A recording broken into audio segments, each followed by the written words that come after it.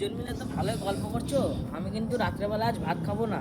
পুঁই শাকের পরোটা আর ছোট আলুর দম করো। আচ্ছা, গাছ থেকে ডালে ছোট ছোট কচি কচি ঝলমলে পাতাগুলো তুলে নিই। চলো মা, দুজন মিলে ঝটপট করে করে ফেলি। চলো। প্রথমে 300 গ্রাম আলু সিদ্ধ করতে বসিয়ে আমি একটা মশলা করে নেব। জিরা, আদা, শুকনো লঙ্কা পেস্ট করে নেব।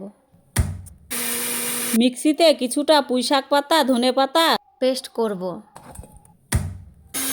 হাফ কিলো ময়দা, সাদা তেল, নুন, কালো জিরা দিয়ে ময়ম দাও। ময়াম দেয়া হলে পুঁই শাক, ধনেপাতা পেস্ট দিয়ে মেখে খুব শক্তও না নরমও না এই রকম একটা ডো বানিয়ে নেব। মা, তুমি সেদ্ধ করা আলুর থেকে খোসা ছাড়াও আর লেচি কেটে দাও।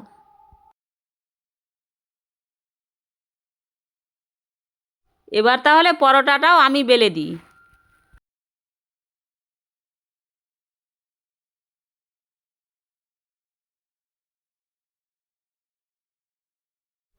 এবার তুমি মটরশুঁটি, আলু দিয়ে একটা তরকারি করো।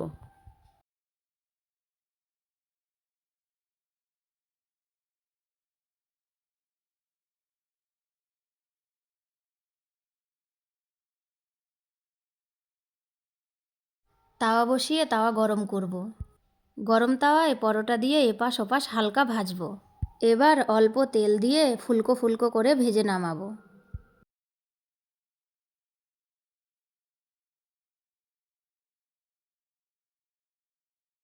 পরোটা আলুর দম তো হয়ে গেল, এবার ভাইকে খেতে দাও।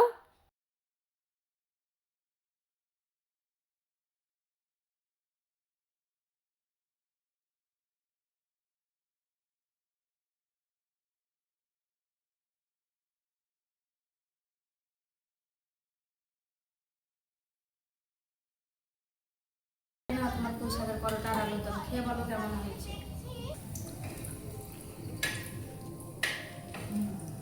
দারুণ হয়েছে খেতে।